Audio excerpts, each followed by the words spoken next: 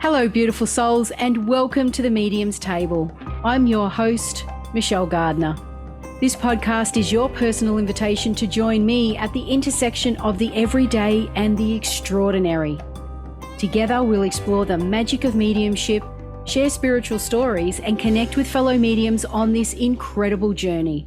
So grab a seat, pour yourself a cuppa, and come join us at the Medium's Table, where spirits gather and stories unfold. Disclaimer, just a heads up to all our lovely followers. Our social media is a space where we share personal stories, including those of various mediums. Let's keep the vibe positive and respect each other's beliefs. Every journey is unique, and here we celebrate the diversity of experiences. On today's show, I'd like to welcome back Kim Liddell. Welcome back, Kim. Well, thank you. I'm glad to be back. I appreciate this. It's always good to have you on the show. Your stories are interesting, your topics are interesting, and you are such an amazing medium. What do you have for us today? I like to talk about the different psychic senses that we all have, that we are born with. Yeah, definitely. That's always an interesting subject and topic. So I'm going to let you take the floor on that. And where would you like to start? Thank you. This is something that's always been out there, and, the topics are always available in different books and blogs and, and whatnot. So all the information is there. And, if you are curious about your senses and understanding where your strengths are, I encourage you to explore that, because it's a really wonderful and enlightening process. So, like myself, I know I can see many times, with the third eye, right? The sixth sense. But then I realized that I was picking up clairaudiently, and I do mean literally just mental thoughts. That's all it is for me. Yeah.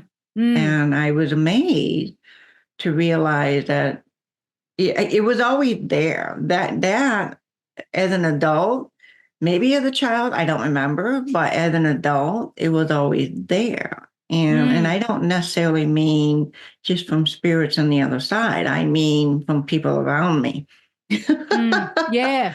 That are living as well, in the physical bodies. So, and then, once I actually read a book that distinguished the four psychic senses, that really helped me to understand, to harness more of the clairaudience, not to ignore it. Yeah. So, another sense, now I'm also honoring my gut instinct, which is, your solar plexus. And, that's so important to honor that as well. So I'm realizing that I've always been sensitive there. And so my goal is to remind myself, and I have to from time to time, shield the solar plexus and shield the heart area so that I can shut out other people's feelings and senses. And then, of course, I listened to a book and it advised me, that I can put a spiritual do not disturb sign out for those on the other side. Some people, use different forms of visualizations or intention saying, okay, I'm offline now. I'm not available. Out of the house, out of my room, out of the house, off the property. There you go, to the spirit world. And so sometimes I have to do that, and when I find that I get anxious and nervous and overwhelmed, and then after a little while, I'll be like, wait a minute, time to shield yourself. So there's just so much out there to explore so that people can harness this. And the other thing is the knowing, which is your, on the top of your head, so there's your vision, the visual clairvoyance, there's the clairaudience, hearing, and then there's your sensing in your gut area, just below the rib cage. And then there's your knowing just right off the top of your head. So, and then once in a while I have a knowing. I just know something, boom, it's there. So I think it's just really important to share this and have people explore that. Yeah. So with the knowing, would you say that is for those that don't quite understand or don't haven't explored anything spiritual for themselves? Would that also come under when you have an epiphany or an aha moment? Would that be? I think Would you so. class I that? think so. I think so. Yes. It's there all of a sudden, like clairaudience, you might hear a thought over and over again or a name over and over again, right? Or you get that, because like I would be like, I'll give you an example. I set a 20-minute timer on my alarm for the stove. I'm cooking something. I mean, this happened quite frequently. And then all of a sudden, I'll just know your timer's going to go off. And boom, 20, 30 seconds, it goes off. So, and that's a knowing, that's a knowing. Yes. And would you consider knowing and some of these skills to be part of being psychic? Oh, it's definitely a psychic intuitive thing. And here's the thing, it's a natural intuitive ability. So, you don't have to. Some people might think, well, you have to be psychic to do that. Well, first of all, we're all born with it, right? And, but you can work with it. And, it is a psychic phenomena. It's natural. Yeah. It shouldn't be foreign to you. Yeah, absolutely. And would you say that for people who sort of might be wondering, well, how do you like increase or strengthen this skill? Is it, what would you say to people that are wanting to strengthen that? Like, is there exercises? Do they need to listen more? Do they need to read more? Like, what can they do? I would start with, if you are curious, start looking at the library, looking at Amazon, see if there's something you can download on Kindle, go to Audible, whatever the format. Start exploring, and whatever attracts, whatever you are attracted to, get that book, read it, and then just start with that because you're curious. So, and then let the journey unfold, so that you can explore. Many people probably already know, well, yeah, I get that gut feeling, because like I asked my husband, so what do you, when you sense something, how are you feeling it? He said, oh, yeah, it's my gut feeling. He immediately, that's him, his gut feeling. And I was like, wow, because sometimes he's not right on the money, with his feelings. Yeah. But I never knew how he was getting, the information. So you can develop it. I do encourage meditation. I actually do a free 20-minute meditation every Friday afternoon. And it's all about going back to the basics, your ABCs. If you want to develop any of the above, you have to start with meditation. So like I took classes in Chicago like 17 years ago or so, something like that. And started out with, meditation, and then advanced meditation, and then I worked my way up because I really wanted to try the clairvoyance training, which is visualizing, the third eye. And so you really have to harness the basics. You have to always go back to the basics, meditation, grounding, and that's the skill itself that, everyone needs to learn. And I do encourage that. And people can go to church and believe in God, and that's fine. I think that's beautiful. And then I'm sure you can see somebody sitting in church in prayer, meditating, and they're actually in a meditative, form, right, of mind. Yeah. So Yeah. you can do it in church, you can do it at home. It's a matter of learning to work with that, and yeah. Yeah. It's funny you talk about meditation. I just a thought came to me, a story. I actually had to have a bit of a giggle.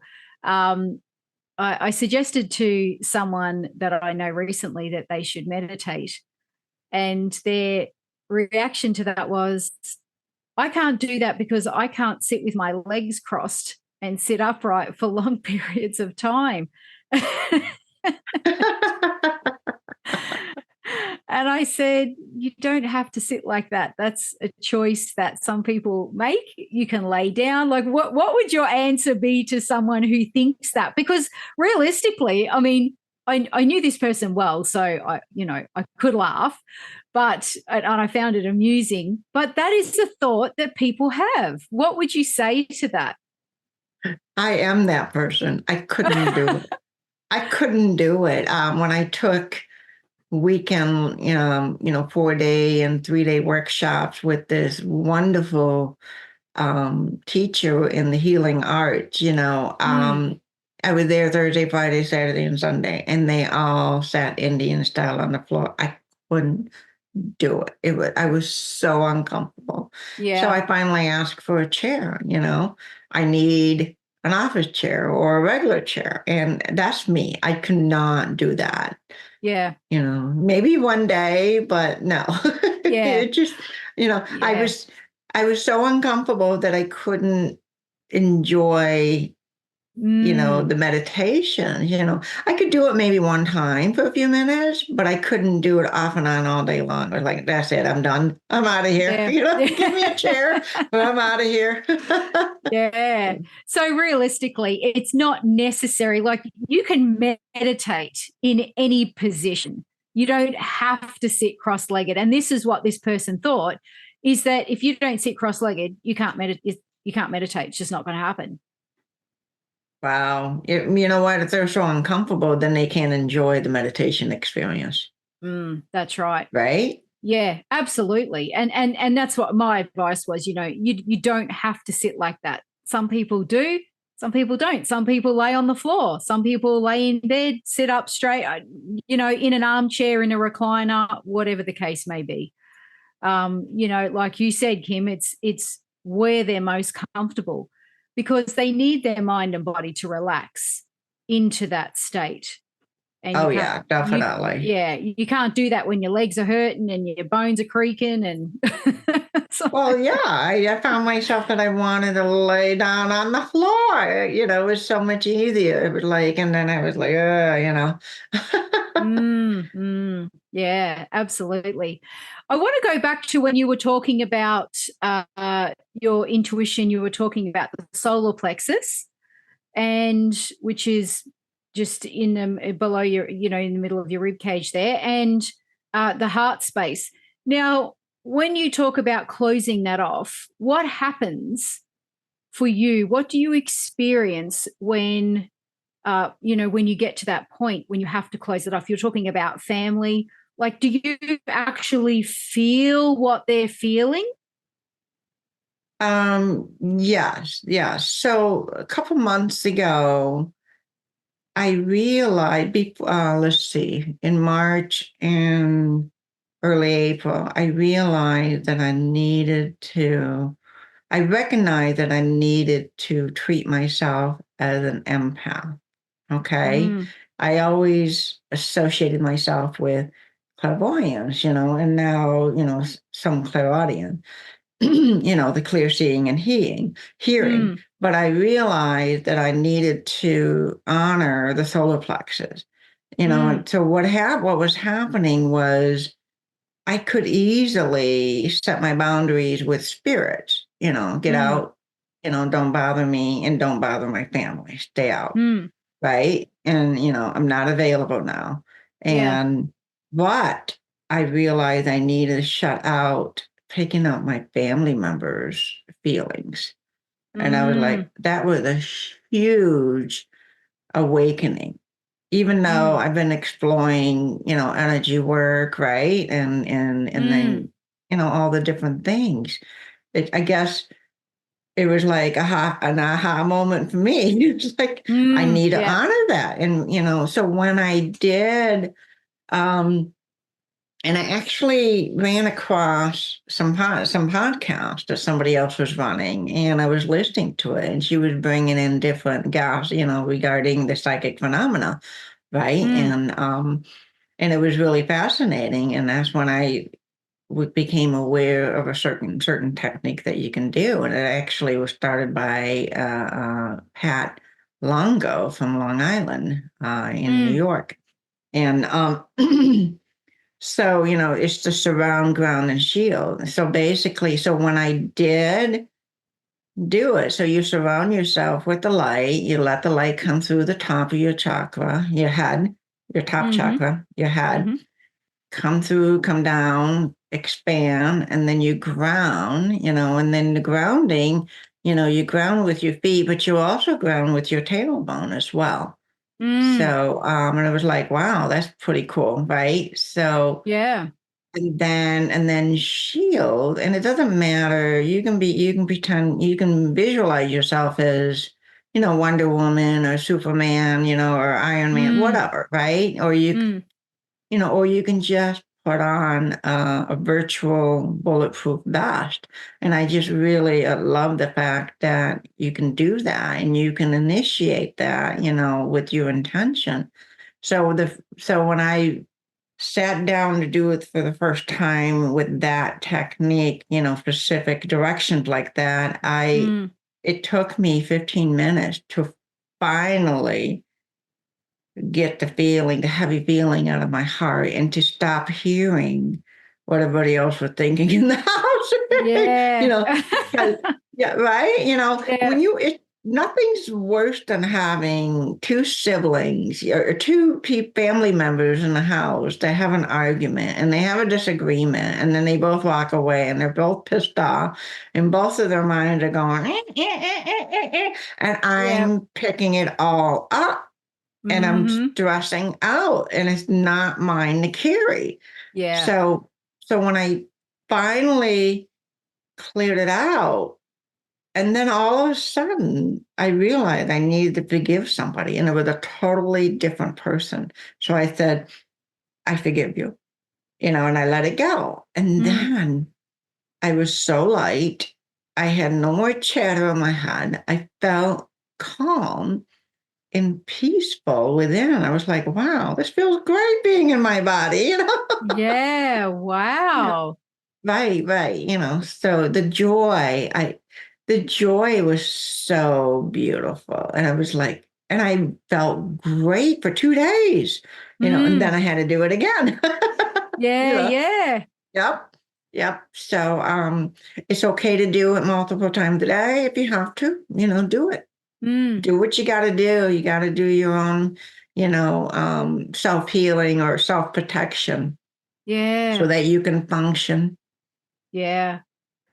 And I'm sure there's a lot of listeners out there that are thinking, I understand that situation, especially when you live in a busy household where there's high energy or there's a lot of, dominant characters that clash often, which happens in, regular households, that is a simple way to help you to basically block it out and come back to your own self, really, isn't it? And give it back to them. And yeah, Yes. that's such an enlightening story that you've just told, Ben. Like such an enlightening experience to forgive someone and feel that as well.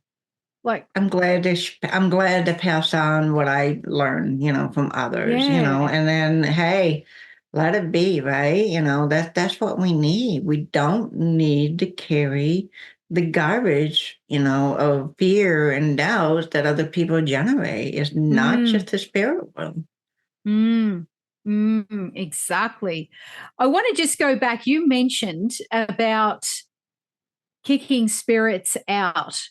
What made you say that? Like what made you start doing that? Like what was happening with spirit that you had to put a stop to them coming in whenever they felt like it? To begin with, when you are practicing mediumship. We all are curious. We are exploring that. And then, of course, they're attracted to us as well. And I'm referring to spirits on the other side. So, but then after a while, as a newbie, you need to learn to set boundaries, so you get to the point, it's like, okay, I know I can do this. I have been bringing spirits through, I'm learning, but then it's like, wait a minute, now I need to set boundaries and set time for myself so that I can just be myself. Because when they're around you, you're feeling their emotions and sometimes trauma. And so I found that it really is helpful to set spiritual boundaries. You can just say, get off my property, stay out of my room. I do recommend that you tell them to get out of the entire house and off the property, because you never know if you have family members that are sensitive as well. They don't need to be disturbed. Yeah. So I do strongly believe in protecting the whole house and the property. Just stay off and stay out, don't bother us right now. Right? It's so necessary. So when you shift from, like in my journey, now I'm feeling more and more confident. Like, wow, I really am a medium, and it's so surreal. And I'm so busy with, work and doing this on the side. I love it. I'm happy with what I'm doing, but I need to have healthy boundaries. Just like with your family members, you need to have healthy boundaries with the spirit world. Yeah, yeah. I think that's a great piece of advice, Kim, because a lot of people feel disempowered when it comes to spirit. They feel like spirit has the upper hand. Spirit will do whatever they want because they go into a fear about spirit. You know what I mean? And I guess this is really lack of education, isn't it? Yes. And I'd like to add something. We actually discussed this in the healing classes that I was in, the art of holistic healing.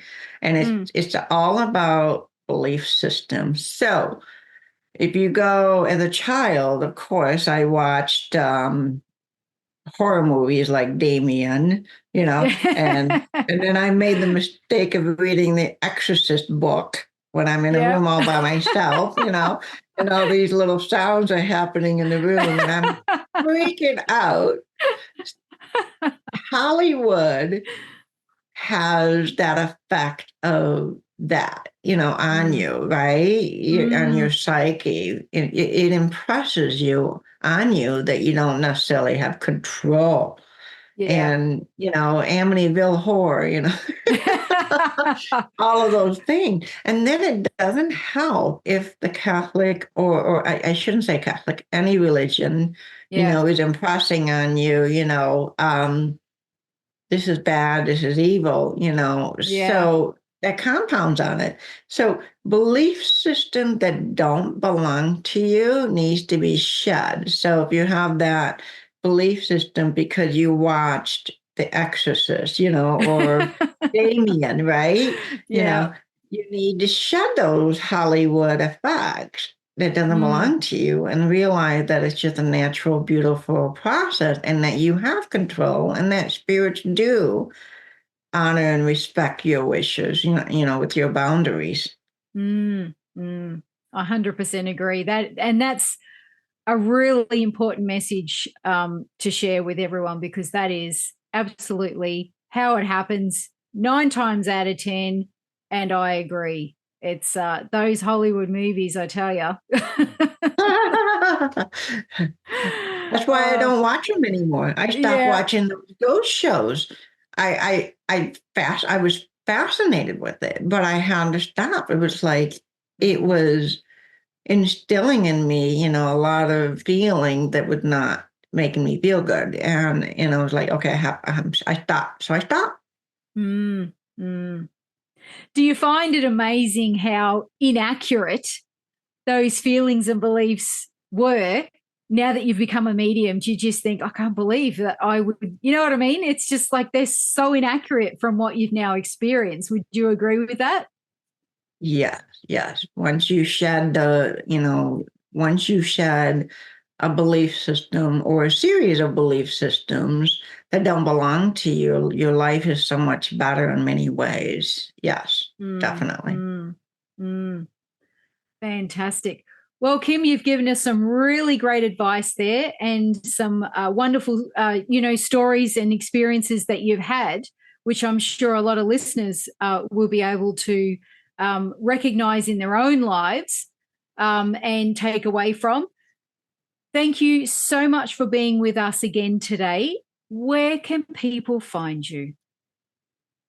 AskMediumKim.com. And thank you so much for having me on. And I am on Facebook and Instagram, and I do have a YouTube channel that's going to be up pretty soon. Excellent. And you mentioned also you have a meditation group. Where can people find that, and are they able to access that? Well, it is for a Facebook group. I have a Facebook group. It's called Spread Your Wings, mediums, intuitive, and, energy healers. And so if you search for that, you'll find that and you can join that. And then the Zoom link is there.